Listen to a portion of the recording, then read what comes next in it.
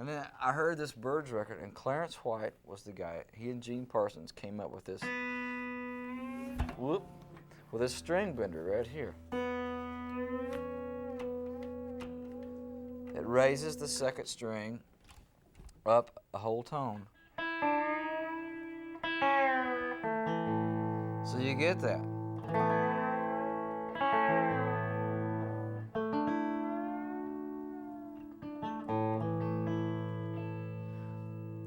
Pretty sick idea, but it works.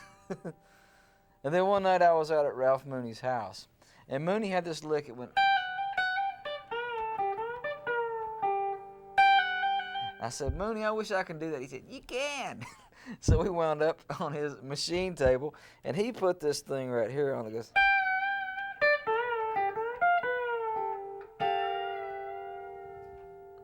And so, I mean, it's just, if there's a string, bend it.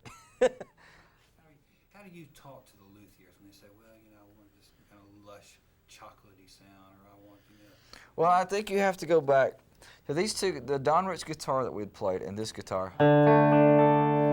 What more do you say? I mean, that...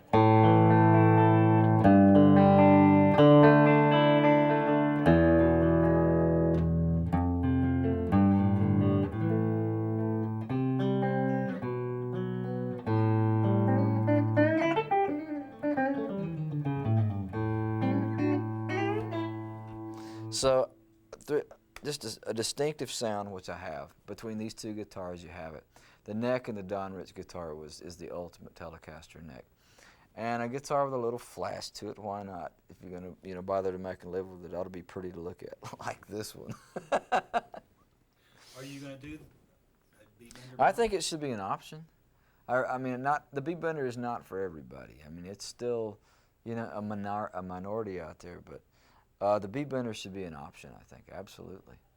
All right, and what about the rest of the keys? I noticed you've got banjo. Well, Clarence used to do a couple of things. I think he did a tune called Nashville West, and they did Mr. Spaceman, where he would flop it down into an open G tuning. And that's what these Scruggs banjo tuners, you can just take it down immediately to a tune. They're not tuned right now.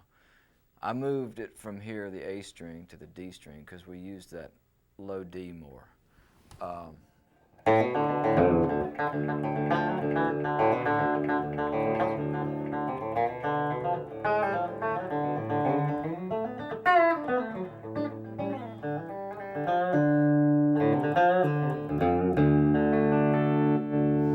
it has that depth that I love, these pickups.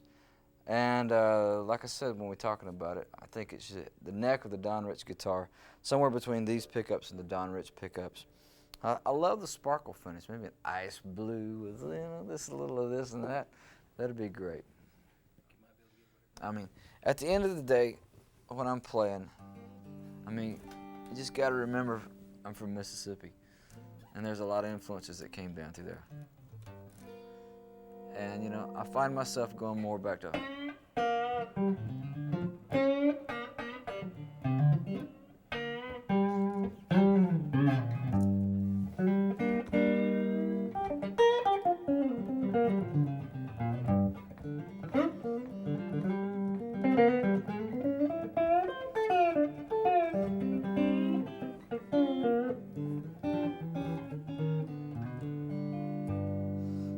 Like combining Muddy Waters and a steel guitar.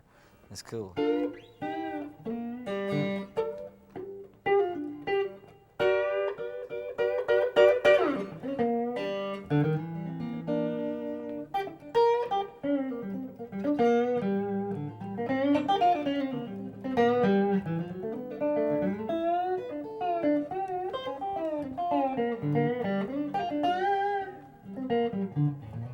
Or if you just keep thinking about it.